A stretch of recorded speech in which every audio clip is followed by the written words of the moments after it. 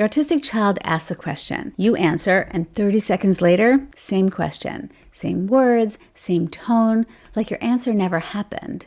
By the 8th time, you can feel your blood pressure rising. Today we're going to talk about what could be happening in that moment and the 4 things you can do differently starting today. If we haven't met yet, I'm Andrea Pollack, parenting educator, coach, and parent of an autistic adult. If you enjoyed the video, I hope you'll consider subscribing and hitting the like button. It really helps me reach more parents. All right, let's get into it. Let's start with the scenario. Your child gets stuck on a question and loops it. When's dinner? You've answered. They heard you.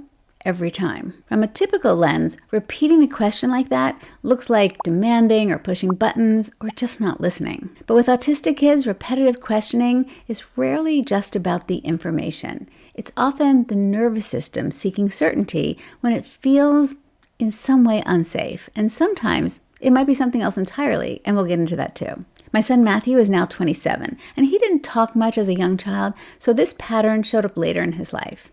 And one example of how it manifests today is he asks to invite his Aunt Debbie, one of his most favorite people in the world, over to the house for something he calls snack time. Some weeks, he'll literally tell me 100 times that he wants to see his Aunt Debbie. He often circles back to mention Uncle Michael and their adult children, Jen and Ben, also his favorite people.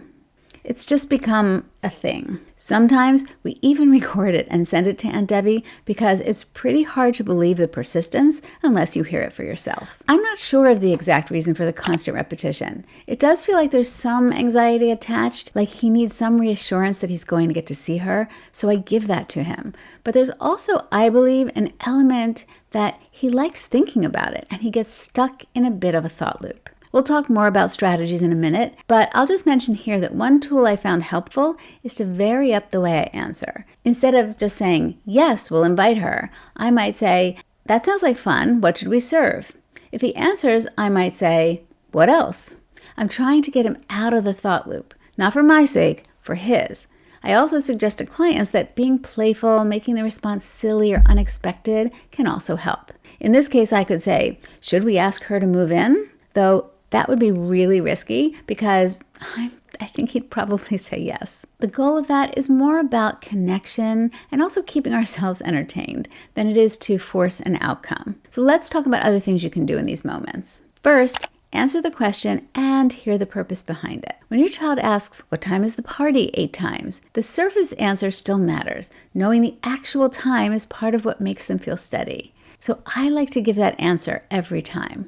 But the repetition itself is often serving a purpose that has nothing to do with the words on the surface. Sometimes it's reassurance, a real certainty that words don't fully capture. They're not seeking just to know the time, but they also want to know, how long do I have to wait for this party, if they're looking forward to it? Or how much time do I have before I have to go to this party, if they're not? Sometimes, like in the Aunt Debbie example I talked about with my son, there's an element of enjoyment. Turning the thought over just feels good with nothing to solve. And for a child with fewer words, it can be something else entirely.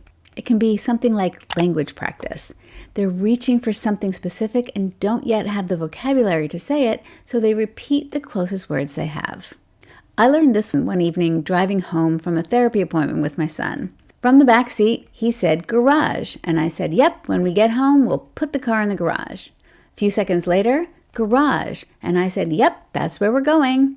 This went on for 20 minutes, at least 50 statements of garage, until I ran out of ways to make the answer interesting. Eventually I said to him, I love hearing you talk, and you can keep right on doing that, but I don't have anything else to say about it, so I'm not going to keep responding, but I will definitely listen. He went silent for a few minutes and then said, parking lot?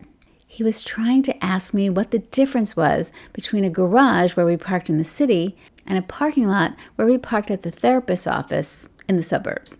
He had a real question. He just didn't have the words for it yet. So garage was the closest he could get over and over until parking lot gave him a way to try to ask it more directly. So when your child repeats something and you can't immediately place why, it's worth holding that question loosely.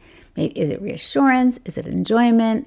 Is it a word standing in for something else they might not have language for yet? You won't always know which one you're looking at. With Matthew and Aunt Debbie, even now, I don't always know.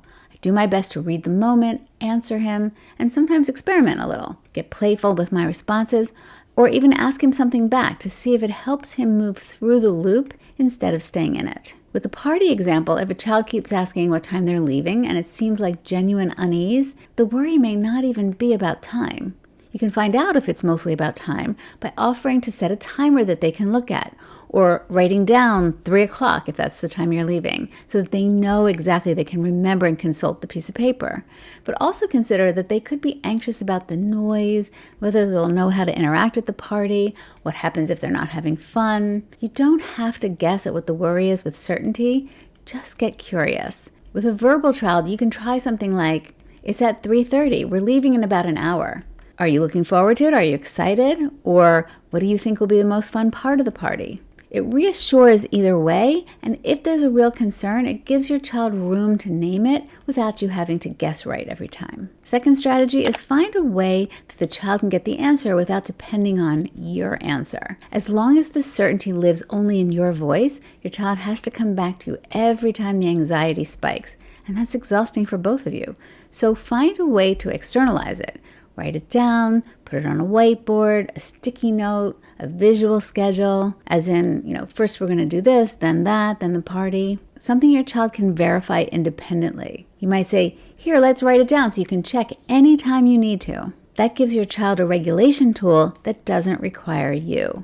And it communicates something really powerful. It says, I believe you can manage this uncertainty. You don't need me to hold it all for you. But if you do, that's okay too. Third, and we touched on this, is change up how you answer. And this one can be tricky because repeating the exact same reassurance in the exact same words can end up feeding the loop that it's trying to shape. That can make it easier for your child to stay stuck in the loop rather than move through it. If you sense that's the case, then you can try varying up the answer. So instead of saying, yes, we'll invite Aunt Debbie the same way every time, you can say things like, that sounds fun. What should we serve? Who else should we invite? And you can be playful, a silly or unexpected response instead of the expected one. The goal isn't to shut the loop down, it's to see if a different kind of response helps address the need that your child is expressing, to help your child move through the thought instead of circling it, while keeping the exchange feeling like connection rather than a transaction that you're both stuck repeating. I said this can be tricky because sometimes giving new answers actually prolongs the conversation because it makes it more interesting for your child. What will mom say next? This goes back to my days as a litigator, preparing witnesses for testimony. I would tell them that if the lawyer on the other side asks the same question, give the same answer, because every time you drop new words or concepts into the record, you give them something else to follow up on. There's no way to know for sure, but follow your instincts. Vary it up to interrupt the loop, or give the exact same answer to give your child litigator less to follow up on. Fourth strategy, name the loop out loud. This one's for kids who are a little older or more self-aware. You can say, I notice your brain is asking the question again. Are you feeling uncertain right now? Let's figure out what would help. You're naming the repetition as a signal, data about their internal state, and you're inviting them to solve it with you. Over time, this teaches metacognition. Your child starts to recognize, I'm looping, I must be anxious. That's the long game. There's tension every parent feels here. You don't want to ignore your child. The question is coming from something real. You want to be responsive, but answering the same question 40 times does make you want to walk into traffic. And then you feel like a terrible parent for feeling that way. So typical parenting advice gives you two options. Keep answering patiently or ignore it until they stop. And neither works well for an autistic nervous system. A different choice is this. Stop treating every loop as a request for information alone and start treating it as a bid for co-regulation, connection, or sometimes just enjoyment worth sharing. Your child's brain is spinning or it's savoring something. Either way, they're reaching out for you. The question is the shape that their reach takes.